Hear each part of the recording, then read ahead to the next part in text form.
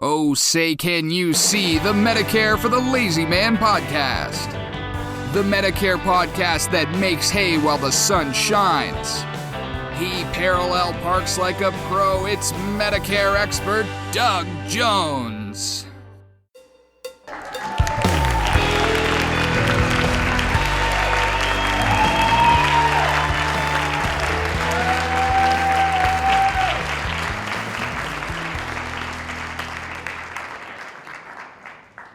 Well, hello again, everyone.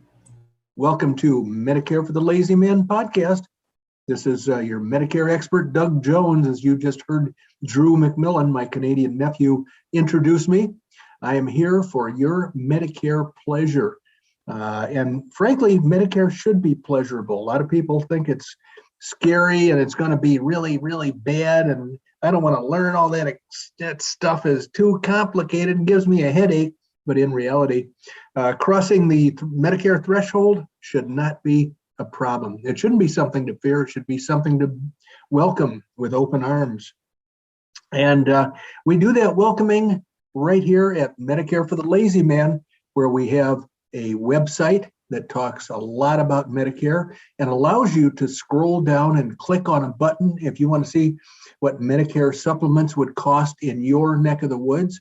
There's a short questionnaire for you to fill out. It tells me where you are, who you are, what age you are, what sex you are. And then that'll be sent directly to me and you will get a response from me, typically the same day, maybe the next day. If it doesn't show up in a couple of days, then something went horribly wrong and you should be more persistent. And then right next to that button is a button that is connected to a longer questionnaire, and that would provide all the information I would need to help fill out your Medicare applications if you had decided what supplement you want to buy. So basically, you go to our website, you scroll down, you find two big yellow buttons. One says get a quote, one says buy the coverage, I think it says. And so that's the easy way for you to tell me all the factual information that I'm going to be requesting from you anyway. And the book that we have is Medicare for the Lazy Man, simplest and easiest guide ever. It's got a big red 2021 on the cover. That's how you know you've got the right one. And that's on sale at Amazon. The paperback version is about $8. The Kindle version is about $4, a little less than $4.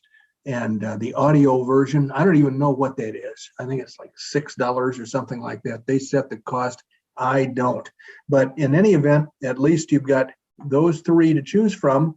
And furthermore, you have this podcast, which we do 3 times a week.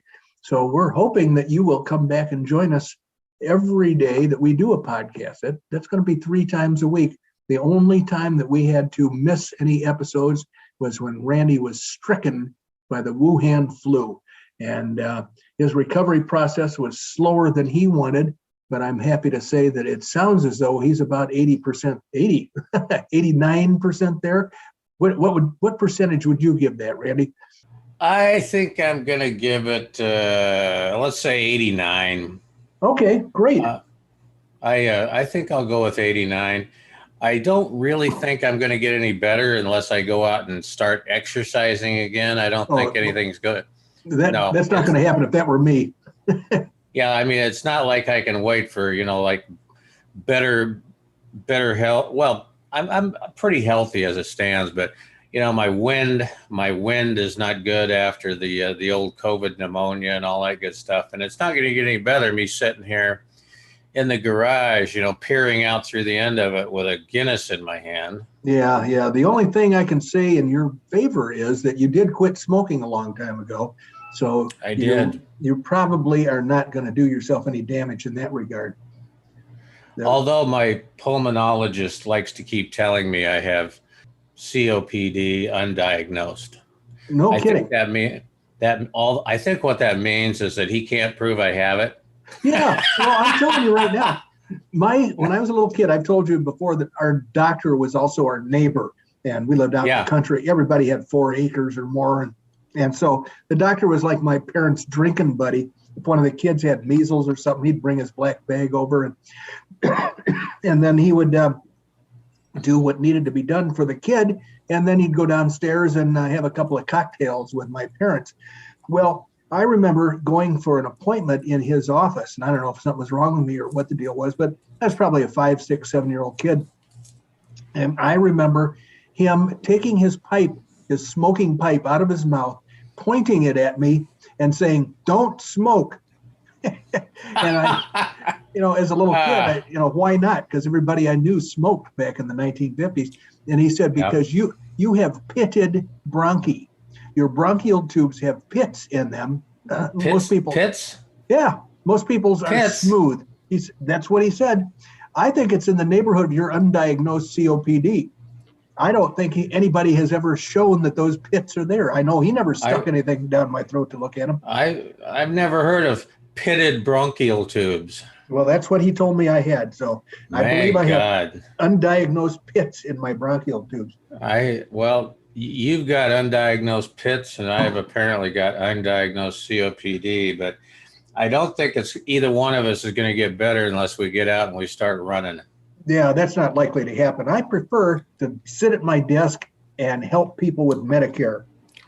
Sometimes I sit at my desk shuffling the paper that comes with helping people with Medicare. Other times it comes to talking into a microphone about Medicare. Now, I have 2 stacks of paper here. One stack has Medicare mailbag items. The other stack is an article that has to do with my summertime activities. And it's not as much fun as you might think.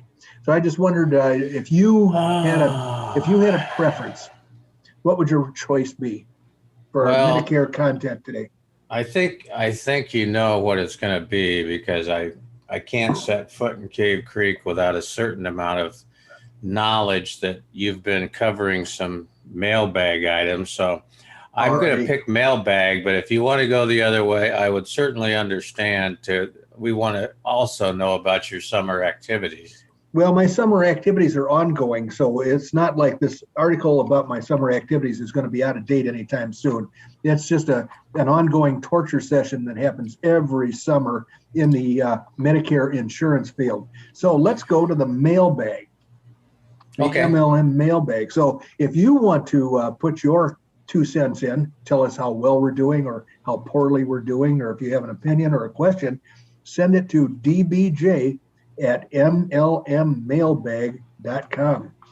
So the first one, these are all from February 1st. So we're caught up to that extent. And they've all been answered, but then I put them in the mailbag if I think they're interesting enough, and we can then share them with the listeners. So this one came in on February 1st, and it's from a guy named Chip in Louisville, Colorado. Notice I said Louisville. That's the way we Southerners pronounce Louisville. So the question was, can you recommend a good book or 2 on Social Security? I'll be turning 65 later this year, and I'll want to enroll. And so I said, thanks for writing. I really wish I could help you out, but I have never heard that one Social Security book is better or more helpful than the others. It's a complex subject, and it would be wise to prepare with some expert advice, but I just don't know where to find that. I will be looking forward to speaking with you as your Medicare enrollment time draws near. By the way, if you were so inclined, this is where I get the miniature bat from Dominic out and I start wailing on people. If you are so inclined, posting a short customer review on Amazon where you bought the book will be very helpful for me as well as for future readers. Thank you for writing. Oh, I missed the part where he said, "Good afternoon, Doug. I bought your book recently and enjoy reading it. I'll be back in touch when it comes for me to sign up for Medicare." So that's very welcome news that I'm going to get to talk to Chip again when he is closer to age 65. So then he responded, "Thanks for your reply, Doug. That's okay. One can't be an expert on everything." Then he said, "I'll be glad to post a short review on Amazon." So that was welcome news. And we have a letter that came in on the same day from Walter. The message was, "Will you have a new book for 2022, or will the 2020 book suffice for general info. Prefer to read in physical book form. Many thanks, Walter. And I answered Walter by saying, thanks for asking, Walter. The 2021 book is out on Amazon right now. An excellent deal is the paperback with the black and white interior pages at the super cheap price of $8. And then I sent him a link to buy the book. It's a very lengthy link, but I thought it would make it easier for him. And anyway, then I said, let me know if I can help further. And he didn't get back to me saying that my answer was not helpful, so I'm guessing that it was helpful. And now we have my lengthy correspondence with a Donna. Donna wrote back in February, Dear Mr. Jones. She shows a lot of respect. I try to be friendly and tell people call me Doug, but she calls me Mr. Jones, and that's okay with me. I just finished reading your Medicare for the Lazy Man 2021. Great book, but my heart stopped when I got to pages 20 and 21 about the HSA, Health Savings Account coverage. I will be age 65 on April 8th of 2021. I'm still working, as is my husband, who is 5 years younger than me. I had planned to work until I was 66 and 4 months, which is my full Social Security age. But unfortunately, the company I work for decided to bring in new management, which is slashing the workforce, and those left behind are working horrendous hours. I am a CPA and work on annual reports and quarterly reports with the SEC, the Securities Exchange Commission. So those time periods have always had a lot of overtime, but we just filed our annual report, and I did not get a day off for over a month and a half, and working 14 to 16 hour days. So long story short, I am behind the 8 ball on figuring out Medicare and wondering if I am going to be working by the end of this year due to the circumstances I have laid out. I have a medical plan through work, Kaiser in California, but I also, as I have every year, I do the health savings account plan. On page 21, it indicates that if you are in an HSA, you cannot enroll in any part of Medicare. Nowhere when signing up was it pointed out about Medicare to me. I am going to call my HR department tomorrow to see if I can get out of the HSA because I want to sign up for Part A at least and prescription drug plan. I don't know about Part B because I already have insurance, but I'm worried if I can last at work. They're trying to kill me. I could also go on my husband's health plan, but he is currently on mine, so I don't know how easy that'll be. In the book, it also mentions your spouse is still working. If your spouse is still working, there could be some complications, but it didn't go much further than that. I am also confused. If you are still working, do you sign up for at least Part A? Sorry for the long email, but any advice would be appreciated, especially if you know how to get out of an HSA. So that was Donna. And we had further correspondence. I said, thank you very much for writing. If I understand your situation correctly, you would like to hang on at your current job as long as you can stand it and retain your Kaiser HSA plan. I assume that there are more than 20 active employees at that firm, which means that the company provided group health insurance is going to be primary to Medicare. This means that on April 1st, the month in which you turn 65, your existing coverage will remain in force. There will be no compelling reason to enroll in Part A of Medicare, which would jeopardize the tax qualified status of your HSA contributions until your status as actively at work changes. In short, I think everything will be just fine as long as you are actively employed. Please let me know if I have misunderstood your concerns or questions, and I will be happy to try a different tack. And then I said again in another message to her, by the way, if you found, I almost forgot to hit her with a big bat. I said, by the way, if you found my book helpful at all, other readers would appreciate hearing your opinion. Leaving a short written review on the site where you bought it would be much appreciated. So she wrote, thank you very much for your prompt reply. Yes, I have Kaiser But separately, I have an HSA account with Anthem for out-of-pocket health, eye, and dental costs up to a certain amount. They take out of my paycheck a certain amount, and then I submit out-of-pocket expenses. So if I don't do anything, not sign up for Medicare at all, will I then get penalized going forward when I finally do sign up for Medicare? Do I just wait until I'm no longer working to sign up, or do I have to wait until next year during open enrollment to sign up? Thanks so much for your help. And you know something, I think she described something to me that is not the typical HSA that people worry about. This sounds like a voluntary plan that covers ancillary services. She mentioned dental. I don't think it's a kind of an HSA, health savings account, that would pay for her major medical expenses. And that's the kind she would have to worry about. So I think she's actually on more solid ground than she thinks. But here's her next, here's my next response to her. Hi again. My warning about HSAs versus Medicare actually concerns the tax treatment of deposits made into the HSA accounts that are accumulated for the purpose of paying medical bills. The Anthem plan you have may be a horse of a different color. I'm just not familiar with it. In any event, the monetary amounts deposited into your account are probably much smaller than those made for a medical HSA plan. So my warning may be much more intense than your situation warrants. The only penalty will be the tax deductibility of deposits made into the HSA account after the start of Medicare. The reason for caution is that under some circumstances, Part A enrollees are given a retroactive start date, which jeopardizes the tax status of contributions they have already made. Some people anticipate this and stop making contributions 6 months before they retire from active employment. The ideal time to enroll in Medicare is coincident with or shortly after the first of the month in which your active employment ceases. If you can predict your future eligibility, they will accept your enrollment for Part B up to 3 months before the actual starting date you desire.